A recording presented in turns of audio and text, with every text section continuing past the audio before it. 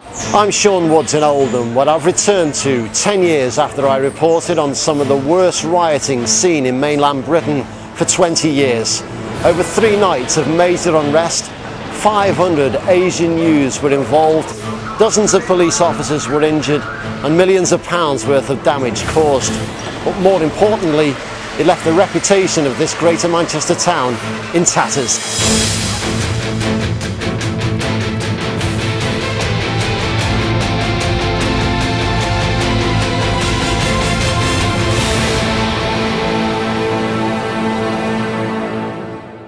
Well, it's widely accepted that the events of that night began here. A minor skirmish outside a chip shop between 2 Asian lads and 2 white lads. This Asian clothes shop behind me was a pub called, ironically you might think, the Live and Let Live pub. It was a major target, one of the first for the rioters that night.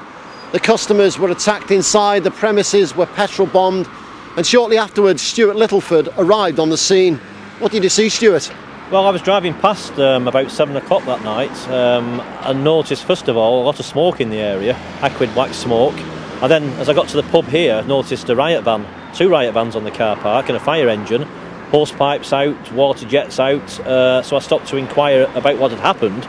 And I was told the pub had just been attacked by a lot of Asian people who were throwing bricks and petrol bombs through the window and had indeed got inside and attacked some of the customers even. So quite a shocking sight, really. Yeah, this is certainly the front line from my memories of that night. I was over there at the top of Abbey Hills Road filming later on. I first started down at that area and over at the bottom of Waterloo Street. This here was a chaotic scene. There were burning bins, rubbish, anything, pallets people could find was on fire in the centre of the road there. There must have been 500 to 1,000 youths gathered here, coming back from where we are now on Waterloo Street, pushing their way through, throwing bricks, stones, petrol bombs at the police. The police were sporadically coming down here. I remember an armoured Land Rover going through to try and make some ground for the police, without much success because that was basically pelted with petrol bombs and bricks. The police were sort of held off a bit further down there. Yeah, truly chaotic scenes here, very frightening in fact, especially for the police officers as well. The main mob of rioters, they were sort of at the top of this road. A few sort of half an hour before the police came down the road, and there were maybe 500 to 1,000 pushing their way out onto that main road there, onto Goddick Road. Petrol bombs, bricks, putting wheelie bins on fires. There were a couple of gunshots I heard going off. The police were obviously trying to contain them, and as the police moved forward they sort of moved back down this street. So it was an ongoing game of cat and mouse, literally. You know, it was really scary.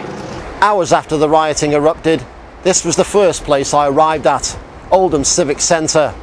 Behind me in the car park, dozens of riot officers sat dejected, looking shell-shocked, as though they'd been in a war zone.